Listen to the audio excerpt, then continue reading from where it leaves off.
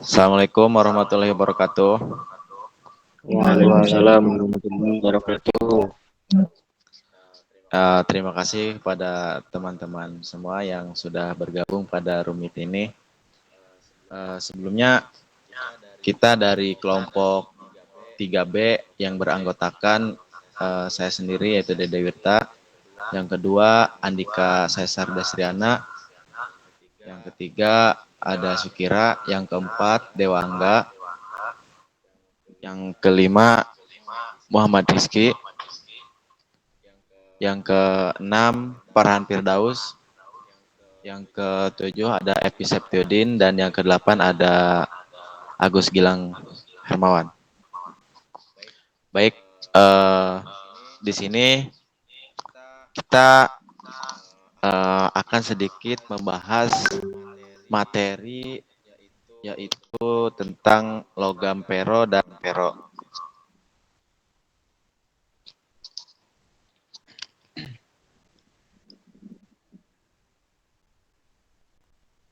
Yang mana di sini kita mengacu pada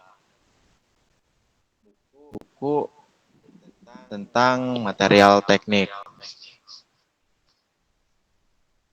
Bisa di-scroll, Mas? Ya, di sini disusun oleh Ahmad Kusairi Samlawi Rudi Siswanto. Itu pada program studi Teknik Mesin Fakultas Teknik Universitas Lambung Mangkurat 2016.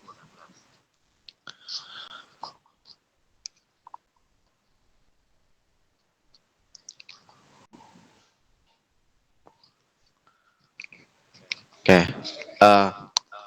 pada diskusi ini kita akan sedikit membahas ya tentang logam pero dan non pero. Jadi di sini kawan-kawan semua pada buku ini kita sudah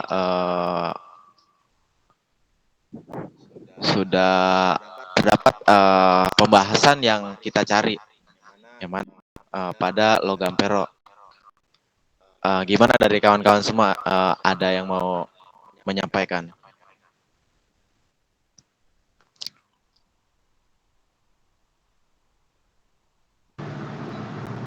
Cek. Apakah ada suaranya? Ada. Oh ya. Baik. Saya izin menambahkan ya dari logam pero yang di atas. Di sini saya dapat sumber lagi dari SC RIB. Nah, di sini saya akan menjelaskan tentang logam pero. Nah, logam pero di sini adalah logam besi. Nah, besi merupakan logam yang penting dalam bidang teknik. Tetapi besi murni terlalu lunak dan rapuh sebagai bahan kerja, konstruksi atau pesawat. Oleh karena itu, besi selalu bercampur dengan unsur lain, terutama zat arang, karbon, atau karbon. Sebutan besi dapat berarti, besi murni dengan simbol kimia Fe yang hanya diperoleh dengan jalan reaksi kimia. Kemudian yang kedua, besi teknik adalah yang sudah atau selalu bercampur dengan unsur lain. Nah, besi teknik ini terbagi atas 3 macam, yaitu besi mentah atau besi kasar yang kadar karbonnya lebih besar dari 3,7%. Kemudian yang kedua adalah besi tuang yang kadar karbonnya antara 2,3 sampai 3,6% dan tidak dapat ditempa. Disebut besi tuang kelabu karena karbon tidak bersenyawa secara kimia dengan besi, melainkan sebagai karbon yang lepas yang memberikan warna abu-abu kehitaman. Dan disebut besi tuang putih karena karbon mampu bersenyawa dengan besi. Kemudian yang ketiga adalah besi atau baja atau besi tempa, yaitu kadar karbonnya kurang dari 1,7% dan dapat ditempa. Nah, logam pero juga disebut besi karbon atau baja karbon. Bahan dasarnya adalah unsur besi Fe dan karbon C. Tetapi sebenarnya juga mengandung unsur lain seperti silisium, mangan, fosfor, belerang, dan sebagainya yang kadarnya relatif rendah. Unsur-unsur dalam campuran itulah yang mempengaruhi sifat besi atau baja pada umumnya. Tetapi unsur zat arang atau karbon yang paling besar pengaruhnya terhadap besi ataupun baja, terutama kekerasannya. Pembuatan besi atau baja dilakukan dengan mengolah biji besi di dalam dapur tinggi yang akan menghasilkan besi karena besi kasar atau besi mentah. Besi kasar itu belum dapat digunakan sebagai bahan untuk membuat benda jadi maupun setengah jadi. Oleh karena itu, besi kasar itu masih harus diolah kembali di dalam dapur baja. Nah, logam yang dihasilkan oleh dapur baja itulah yang dikatakan sebagai besi atau baja karbon, yaitu bahan untuk membuat benda maupun setengah jadi, benda jadi maupun setengah jadi. Nah, kemudian sifat-sifat umum material logam itu ada beberapa. Ada besi cor atau cast iron, ada baja cor, kemudian ada atau cast steel. Nah, baja karbon ini terbagi menjadi tiga. Ada baja karbon rendah, baja karbon menengah, dan baja karbon tinggi. Nah, mungkin itu yang bisa saya sampaikan terkait logam pero. Selanjutnya saya kembalikan kepada moderator. Ya, baik, terima kasih Saudara Andika yang sudah menjelaskan ya tentang logam pero dan non pero. Dari teman-teman yang lain, apa ada pandangan yang lain tentang logam pero dan non pero ini? Sok silakan. Kita batasi aja ya waktunya sampai 10 menit lah. Jangan lama-lama.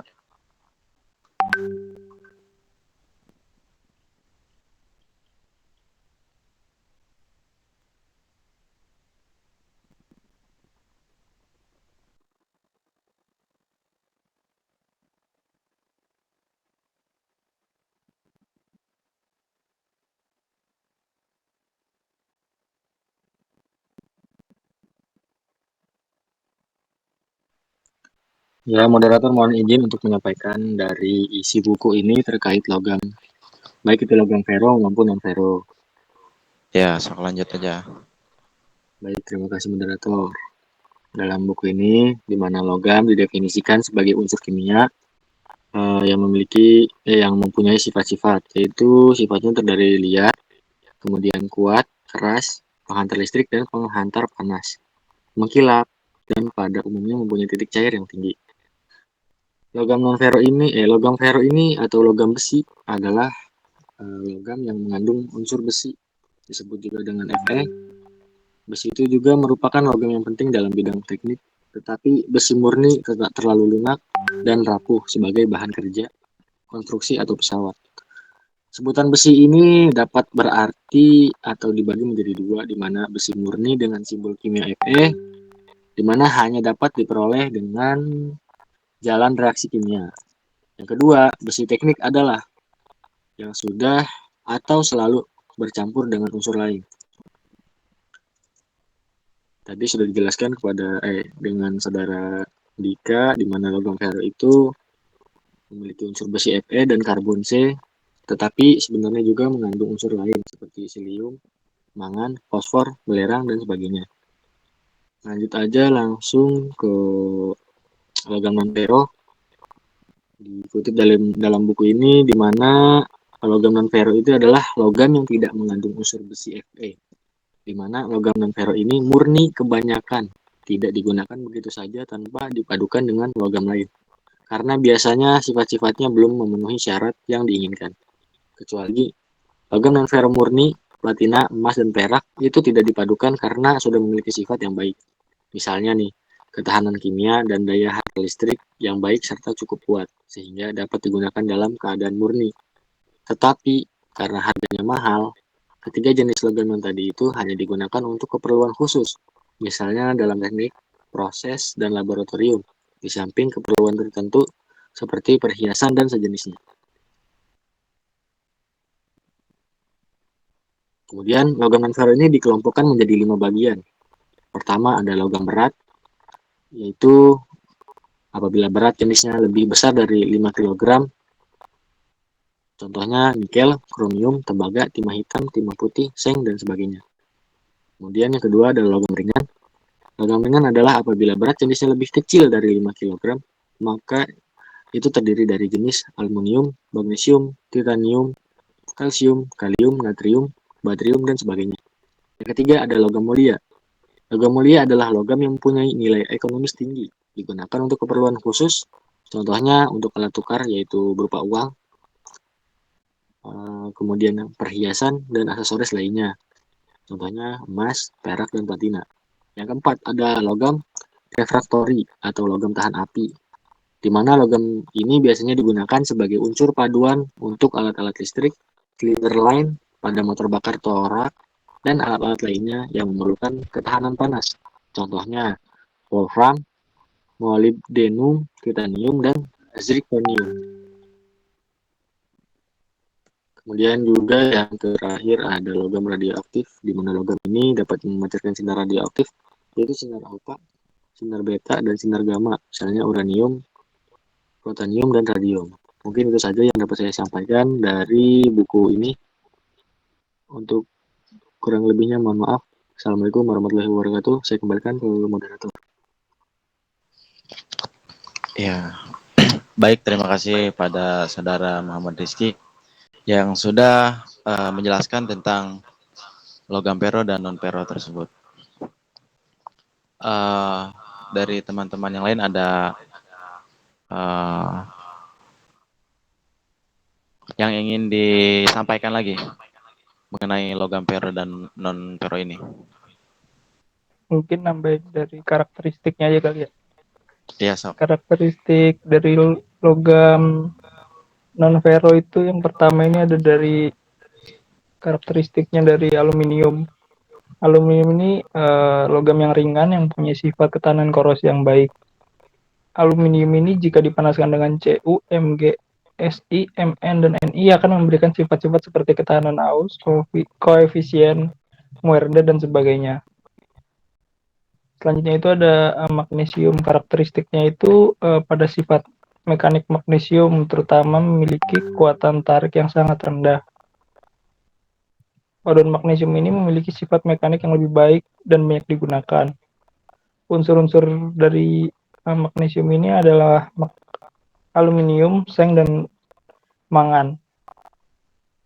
Selanjutnya itu ada dari tembaga. Tembaga ini dibagi jadi dua. Yang pertama itu perunggu yang merupakan paduan dari tembaga dan timah yang biasanya digunakan untuk peralatan dapur, alat-alat musik, dan barang-barang kerajinan. Yang kedua itu ada kuningan, yakni paduan dari tembaga dan seng. Seng merupakan faktor tambahan untuk menghasilkan logam yang lebih kuat, keras, dan lebih sukar ditempa ketimbang hanya tembaga murni.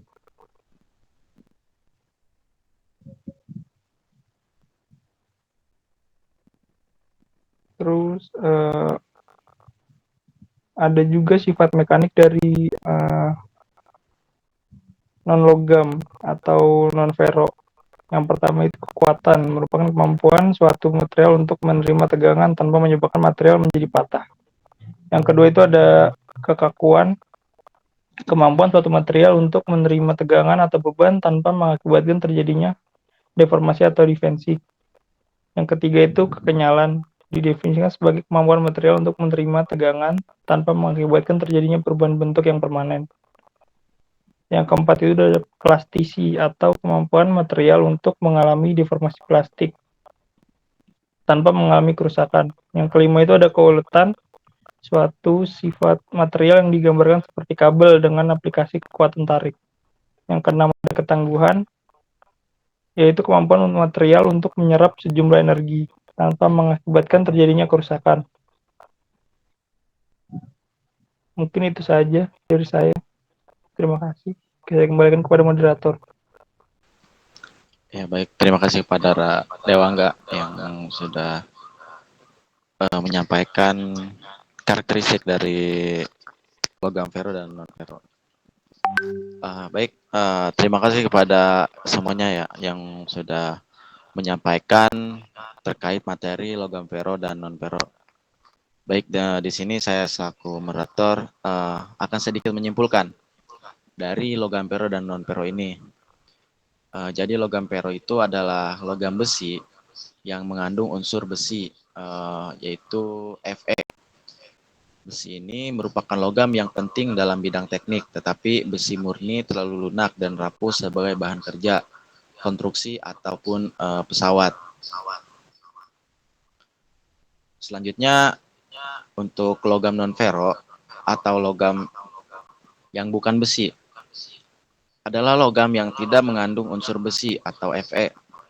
Logam non-ferro murni kebanyakan tidak digunakan begitu saja tanpa dipadukan dengan logam lain, karena biasanya sifat-sifatnya belum memenuhi syarat yang diinginkan. Nah, baik, mungkin itu diskusi kita pada kali ini. Sekali lagi saya ucapkan terima kasih kepada teman-teman semua yang sudah masuk pada rumit ini. Kurang dan lebihnya saya mohon maaf. Akhir kata, wassalamualaikum warahmatullahi wabarakatuh. Waalaikumsalam Waalaikumsalam warahmatullahi warahmatullahi wabarakatuh. wabarakatuh.